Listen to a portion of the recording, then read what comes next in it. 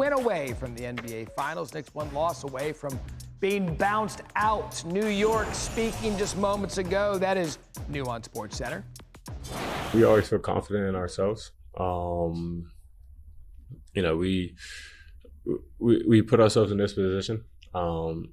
This series could easily have been 2-2 right now, or 3-1 us or whatever. A couple of mistakes that we made put us in this position. We know that, but this team, the character of this team, that we never quit, and that always gives us confidence. Can't win them all tonight. Got to win just one. Joining us now, our NBA reporter Tim Bontemps and NBA champion Udonis Haslem. Tim, I want to start with you. Knicks facing a tall task. Their star big man, Karl-Anthony Towns, he's dealing with that knee issue. What's the latest on his status? Yeah, so Matt, Karl-Anthony Towns is questionable for tonight's game with a left knee contusion. And if you saw down the stretch in both Game 3 when he had that unbelievable fourth quarter, scoring 20 points to match the Pacers by himself, and then again late in the fourth quarter of Game 4, you saw him bang that left knee in both games. Came up limping both times, stayed in the game both times, so it was clearly in a lot of discomfort. And as you saw yesterday afternoon, the Knicks put him on the injury report with that contusion. We'll see what his status is going to be for tonight. Certainly, Karl-Anthony Towns is a guy who consistently is out on the court. I'm sure he'll be doing whatever he can to be out there to play. But as you said, the Knicks are going to not only need Karl to be out there, but be out there playing at the level he was in that fourth quarter of Game 3 if they want to start the very tall task and come back in that series against Indiana with a win tonight. Yeah, and Udonis, Jalen Brunson, when you talk about clutch time, he was quiet during crunch time in Game 4. Afterwards, he admitted, quote, "I'm not doing enough." So that kind of begs the question, is he bearing too much of the team's struggles on his shoulders? I mean, this is what competitors do. Whether he's right or wrong in those situations, he understands he's their best player, and he has to take majority of the blame in the losses. And when they win, he has to share the wealth with everybody. One thing about Jalen Brunson is he is getting picked on a little bit defensively. Well, maybe a lot defensively. What I will say is the Knicks would not be here without Jalen Brunson. He's been their best player all year. He's been their most consistent player all year. He's been the head of the snake. He's been the guy that has driven them on both ends of the basketball court and held those guys accountable. So he's their best player, and they wouldn't be here without Jalen Brunson. So two things can be true. Yes, he can do more, but hands down, they don't get this far without him. That's right. You want that guy taking the shot when it comes down to it. There's nothing wrong with the superstar player trying to embrace that role. And on the other side of this, Tim, Indiana knocked out the Bucks and Cavs both in 5 games. They can do the same to the Knicks tonight. What can you tell us about how the Pacers are kind of embracing these opportunities? Well, Matt, when the Pacers had that crazy comeback here at the Garden last week and beat the Knicks in that crazy 17-point comeback in Game 1. Rick Carlisle walked in the media room post-game. The first thing he said was, this is day 1 of 13 in this series. Tyrese Haliburton came in after that game and said, yes, I did the choke sign after the game. Yes, we won this game. But back in '95 when Reggie Miller, or back in the 90s when Reggie Miller did that same thing to the Knicks, the Pacers lost that series when the two teams played, right? So from the moment the series has started, the Pacers have carried over the mentality that they've had throughout these playoffs. They're taking things day by day. They're not focusing on the fact that they're playing well. They're getting up in these series. And as you mentioned, they come out, they beat Milwaukee in 5 games in the first round. They dismantled the Cavs in the 5th game, last round in Cleveland. They certainly are hoping to do the same thing today. And if history has shown us anything, the Pacers, led by Tyrese Haliburton, are going to be ready to go tonight at the Garden. There's really been few players, including the guys who've been calling the game for this series, Reggie Miller, the obviously all-time great Pacer, who have embraced being a villain at MSG as much as Haliburton has. He certainly would love to knock the Knicks out on their home court tonight. Yeah, and Udonis, speaking of Haliburton, I mean, we know this. He's been on fire, and you've seen stars elevate when it matters most. So what stands out most when it comes to how Haliburton has embraced this challenge? I mean, I played with some of the greatest to ever play the game, but the way he attacks the game, the way he sees the game, I think it's the perfect combination between him and Rick Carlisle. We have an old school coach that holds guys accountable, that sees the game a certain way. He's a wizard. He took a championship from me back in the day, so I can see what he can do. And they have so many sets that look exactly the same with so many different options. And I think Tyrese Haliburton thrives in this situation, thrives in this system, and he's becoming a hell of a basketball player right before our eyes. I mean, he's been so clutch. He's going to become that next villain in the NBA, and that's good for the sport. So having said all that, UD, who wins tonight at the Garden? I'm going with the Pacers. I've been going with the Pacers from the jump, so I'm going to keep going with the Pacers. I ain't going to switch up now. All right, yeah, stay consistent. But you have to stay there. Tim Bontemps, we're done with you. Thank you so much. We got to talk some other basketball. Pacers and Knicks are playing for the chance to join the Thunder in the finals. What a reward. MVP Shai Gilgeous-Alexander put up 34 as OKC crushed the Wolves by 30 last night to win the West in 5 games, much like the Knicks are trying to do, or the Pacers are trying to do rather.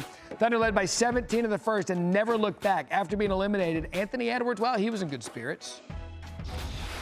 It's exciting. I don't know why people would think it would hurt. I mean, it's exciting for me. I'm 23. I get to do it a whole bunch of times. I'm hurt more so for myself, for Mike. I came up short for Mike. Like I said, we tried last year. We couldn't get it. We tried again this year. We're going to try again next year. But hurting is a terrible word to use. I'm good, yeah. Udonis, your thoughts on how Ant handled the loss last night? That's a perfect answer for a 23-year-old who's just gotten the league and has been fortunate enough to get to the Western Conference Finals twice in a row. But I just would caution Ant to understand that this is not guaranteed. This is something that you worked extremely hard for to get to this point. And I understand as an older guy being an OG that you want to get it for the OG Mike Conley, but don't take it for granted the fact that you've been able to get here twice and that you want to get over the hump. Use this summer to fuel you, to drive you into your next season and push yourself to be the best player you can be and try to get a championship. Yeah, because you don't know what can happen in sports. We've seen it time and time again. We do know he's a good young basketball player. Minnesota's got a good young roster. They should be around for years to come. But again, in sports, you never know. Here's what we know. Travel safe, Udonis. Thanks for joining us throughout these Western Conference Finals. We'll talk to you in a bit.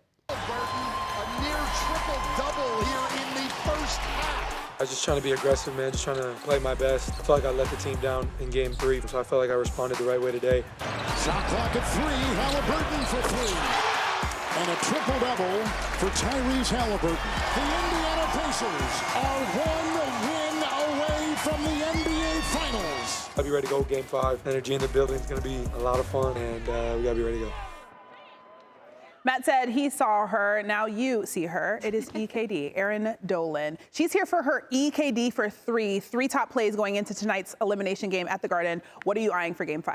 All right, well, let's start with Jalen Brunson to go over 30.5 points. And I know this might seem like a high points prop, but he's hit over this mark in 3 of 4 games that he's played so far in the series. And if we go back to the 2 first games that were played at home, he was averaging 40 points per game. Now, for his points prop, we've seen it as low as 28.5 and as high as 31.5 for game 3. But considering this is at 30.5, I do think he can hit over this mark tonight. So Jalen Brunson over 30.5 points. And another guy on his team, how about Karl Anthony Towns to go over 11.5 rebounds? Yes, I know he's questionable for this game, but he has hit over this mark in 3 of 4 games that he's played, averaging 26 points and 12 rebounds against the Pacers. He's been pretty consistent throughout this entire series, and he also was able to come back into the game last game, or else I would probably stay away from this prop, but I do like him to go over 11.5 rebounds. Now, another fun one that maybe people aren't thinking about, how about the Pacers to go over 11.5 made threes? In all 3 wins that they've had so far in this series, they've had at least 13 made threes. They're coming off a great performance from beyond the arc, shooting 41%.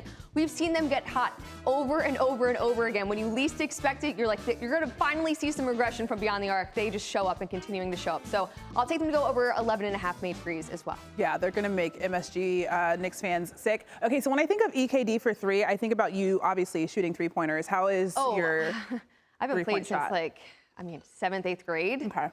At one point, I was the center because I was the tallest girl in 7th grade. What? I stopped growing. I stopped growing. How tall are you? 5'2". Okay. But in 7th grade, I was 5'2" as well. Erin K. Dolan, the center. Thank you.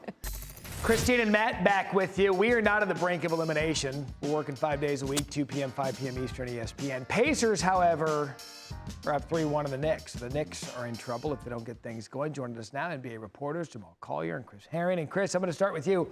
It's all hands on deck for New York tonight, but Cat, we know, is dealing with the knee injury. What are you hearing about his status with the Knicks season on the line tonight? The Knicks listed him as questionable, Matt, and obviously they're going to be waiting to see, probably closer to game time, to see how he's feeling. He had a really heavy limp when he came in to interview with us after game 4. But really, to be honest with you, I know people are going to be focused on, can he go? What ability does he have to score in this game if he's able to go? What kind of performance will he and Jalen Brunson have from a scoring standpoint? And it's not about the scoring in this series for the Knicks. It hasn't been for a while. They're shooting 47% from the floor. Karl and Jalen Brunson are averaging between the two of them almost 60 points per game and shooting the ball better, I think, than 50% from the field. It's about the defense, and it's been about the defense in this series. They just haven't been able to stop the Pacers. That was the majority of what they talked about beyond Karl's knee after game 4, just the idea that the Pacers are hunting Jalen Brunson really relentlessly on pick and rolls. They obviously hunted Karl Towns pretty hard during game two, to the point that Tom Thibodeau basically pulled him off the floor for Mitchell Robinson. So that's what they're going to be focused on trying to handle in Game 5 here tonight to try to save their season. Can they get enough stops? Can they stop the Pacers from hunting them so relentlessly in this game? Yeah, I mean, you can go back 2 or 3 months. It's been about the Knicks' defense all season, and now it's started to manifest itself in the postseason. You can read Chris's latest article on the Knicks' tall defensive task right now on ESPN.com. On the other side of it, Jamal Tyrese Halliburton can complete his Knicks villain arc with a win at MSG. What are he and the Pacers saying about closing this series out tonight? And even in the aftermath of that Game 4, and Halliburton starts talking about the energy, the excitement that would be in the building in MSG, you just see a smile start to creep across his face. He really thrives in these situations and feeds off of playing against those opposing crowds. And the Pacers have really thrived in these situations all playoffs long. They've won 6 straight road games, Matt. They went into Cleveland last round and won a Game 5 on the road. And from speaking to players like Halliburton and the rest of this Pacers locker room, they say that the run that they had last year, the experience they had playing in some tough road games, which included a Game 7 win at MSG, it really gave them the confidence to feel that they can play anywhere. And it's not a matter of home or road or where they play, but it's about how they play.